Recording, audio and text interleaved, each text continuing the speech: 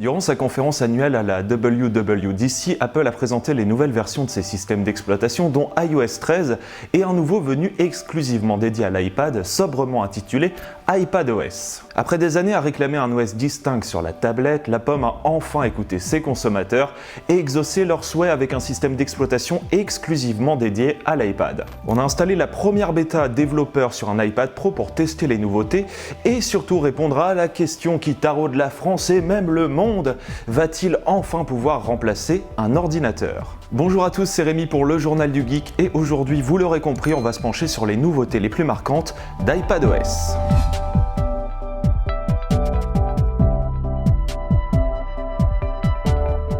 Pour commencer, il ne faut pas non plus s'attendre à l'arrivée de macOS sur iPad. A contrario de Microsoft avec Windows et ses surfaces, Apple a décidé de segmenter ses systèmes d'exploitation, chacun étant censé tirer le meilleur du hardware sur lequel il est installé. Et clairement, dans cette première version, les racines d'iPadOS sont plutôt du côté d'iOS 13 que de macOS. Mais cette distinction entre les deux versions est de bon augure pour l'avenir de la tablette. Ainsi, on retrouve toutes les nouveautés d'iOS 13, comme le mode sombre et un sérieux lifting de la plupart des applications, mais on va surtout se concentrer dans cette vidéo sur les ajouts spécifiques à l'iPad. Et la première chose qu'on remarque, c'est bien sûr ce nouvel écran d'accueil.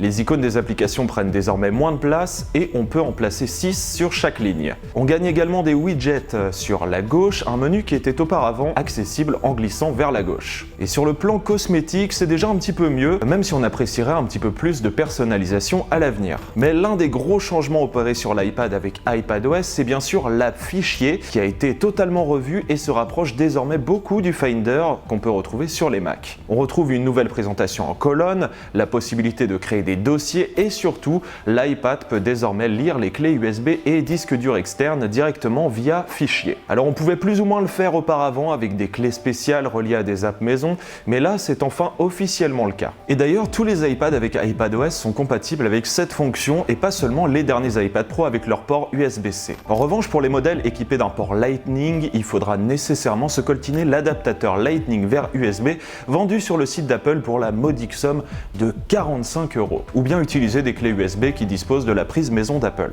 Autre ajout longtemps réclamé par les utilisateurs, une version desktop de Safari. C'est enfin le cas sur iPadOS qui dispose du même navigateur que sur Mac, avec notamment ce gestionnaire de téléchargement qui manquait cruellement sur iPad auparavant. Les fichiers téléchargés se retrouveront directement dans l'app Fichier, dans l'onglet téléchargement, comme sur un ordinateur traditionnel en fait. Autre nouveauté qui rapproche l'iPad de l'ordinateur avec iPadOS, c'est le support de la souris. Accessible via le réglage d'accessibilité, la tablette accepte désormais aussi bien les souris filaires que Bluetooth et permet de remplacer le doigt avec un pointeur. Pour autant, si Apple n'a pas du tout abordé cette nouveauté durant sa keynote, c'est parce que cette fonctionnalité est avant tout destinée à ceux qui ne peuvent pas utiliser totalement leurs bras et utiliser pleinement le tactile de l'iPad. Parce que oui, l'iPad est avant tout pensé autour du tactile, malgré des caractéristiques qui le font aujourd'hui se rapprocher nettement d'un Mac. D'ailleurs, Apple a beaucoup insisté là-dessus durant sa keynote avec un multitâche repensé pour la tablette sur iPadOS. Le multifenêtrage permet désormais d'avoir deux documents d'une même app côte à côte, comme deux notes côte à côte ou alors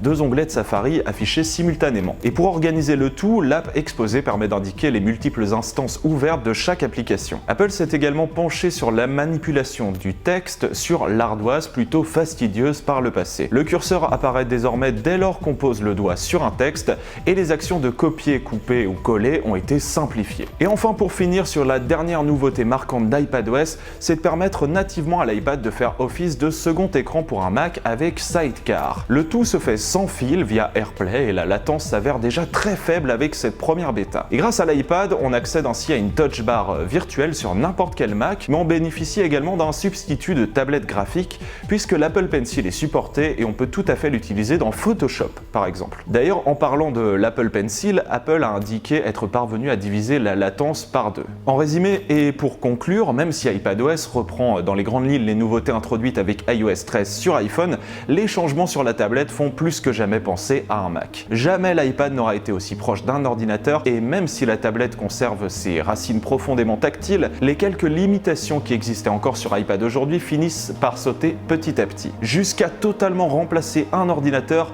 rien n'est moins sûr, mais on attendra la version finale pour s'exprimer sur ce point. Merci à tous d'avoir regardé cette vidéo, n'hésitez pas à mettre votre pouce bleu et à vous abonner à la chaîne du Journal du Geek pour être averti des prochaines vidéos, et moi je vous dis à la prochaine pour une nouvelle vidéo.